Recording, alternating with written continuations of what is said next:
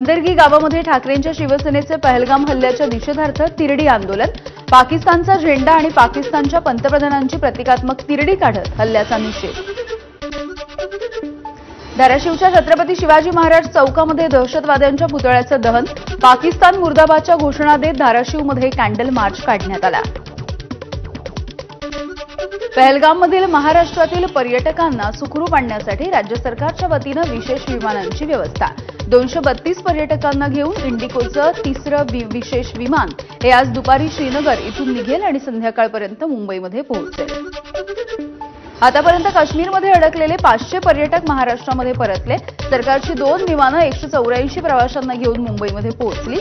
232 प्रवाशांसाठी आज आणखी एक विशेष विमान। पहलगाममधल्या दहशतवादी हल्ल्याच्या नंतर आयआरसीटीसीकडून पूर्वनियोजित काश्मीरच्या टूर्स या तात्पुरत्या स्थगित। सुरक्षिततेसाठी खबरदारीचा उपाय म्हणून जम्मू आणि काश्मीरच्या पर्यटनासाठीच्या टूर्स या स्थगित करण्याचा निर्णय घेण्यात आलाय। पहलगाममधल्या दहशतवादी हल्ल्याच्या नंतर पुण्यामधील प्रवाशांकडून जम्मू काश्मीरला जाणाऱ्या रेल्वेचं बुकिंग रद्द। 2 दिवसांमध्ये 358 प्रवाशांनी झेलम एक्सप्रेसचं तिकीट रद्द केलंय। विजावरती भारतामध्ये आलेल्या 111 पाकिस्तानी नागरिकांचं पुण्यामध्ये वास्तव्य। या नागरिकांची माहिती संकलित करण्याची प्रक्रिया सुरू आहे। 56 महिला आणि 35 पुरुष हे दीर्घकालीन विजावरती भारतात आलेत, विशेष पोलीस शाखेची माहिती। नाशिकमध्ये वास्तव्यासाठी असणाऱ्या 6 महिला पाकिस्तानींना देश सोडावा लागणार आहे। नाशिक पोलिसांना मात्र फॉरेन रजिस्ट्रेशन कार्यालयाकडून अद्याप कोणतेही लेखी आदेश नाही। साताऱ्यामधील वाई जांभळीत पाकिस्तानचा झेंडा आणि आक्षेपार्ह मजकूर स्टेटसला ठेवल्यामुळे एकावरती गुन्हा दाखल झालाय। वाई पोलिसांकडून या तरुणाला अटक झाली। लष्कर प्रमुख जनरल उपेंद्र द्विवेदी हे जम्मू काश्मीरमधल्या श्रीनगरमध्ये पोहोचलेत आणि तिथल्या परिस्थितीचा सध्या ते आढावा घेत आहेत। आज संध्याकाळी 4 वाजता केंद्रीय गृहमंत्री अमित शहा यांच्या घरी बैठकीचं आयोजन करण्यात आलंय। सिंधू जल कराराविषयी महत्त्वाची बैठक असल्याची माहिती आहे।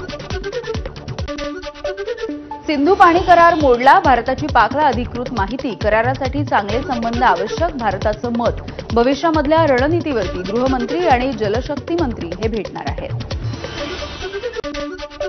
राहुल गांधी आज जम्मू काश्मीरला जाणार। पहलगाम हल्ल्यामध्ये जखमी झालेल्या नागरिकांची अनंतनागमध्ये ते भेट घेतील। पहलगाममध्ये दहशतवादी हल्ला झालेल्या संपूर्ण परिसरामध्ये शुकशुकाट आहे। जागोजागी मोठ्या प्रमाणावरती सुरक्षा रक्षक तैनात। सध्या परिसरामध्ये तणावपूर्ण शांतता। पहलगाम हल्ल्यामधील दहशतवादी आदिल गुरीच्या घरामध्ये स्फोट झालाय। सुरक्षा दलानं झडती घेत असताना संशयास्पद वस्तूंचा स्फोट झाला। वेळीच सैनिक बाहेर पडले, त्यामुळे अनर्थ टळलाय। बिजबेहरा भागामध्ये आदिल गुरीचं घर आहे। दहशतवादी आसिफ शेखचं अवंतीपोरमधलं घर उद्ध्वस्त झालंय। लष्कराच्या कारवाईच्या दरम्यान आसिफच्या घरामध्ये स्फोट झाला। घरामध्ये सुरक्षा दल हे झडती घेत असताना संशयास्पद वस्तूंचा स्फोट झालाय। पहलगामच्या दहशतवाद्यांचा गंदरबल हल्ला आणि बारामुल्लामधल्या बुटापात्री हल्ल्यामध्ये सुद्धा सहभाग असल्याचा तपास यंत्रणांना संशय आहे। एका इंग्रजी दैनिकानं या संदर्भातली प्राथमिक तपासाची माहिती दिली आहे। आदिल हुसेन ठोकर आणि हासिम मुसा अलीभाई उर्फ तल्ला या तिघांचा सहभाग असल्याचं कळतंय।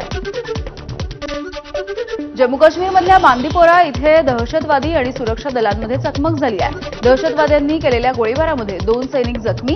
परिसरामध्ये 1 ते 2 दहशतवादी लपल्याची माहिती। सर्च ऑपरेशन सुरू। छत्तीसगडमध्ये चकमकीमध्ये 5 नक्षलवादी ठार। विजापूरच्या कारेगुट्टा जंगलाच्या भागामध्ये मोठी कारवाई। 3 राज्याच्या 20,000 जवानांनी 1,000 नक्षलींना घेरलं। ड्रोनच्या मदतीने सुरक्षा दलाची नक्षलींवरती नजर आहे।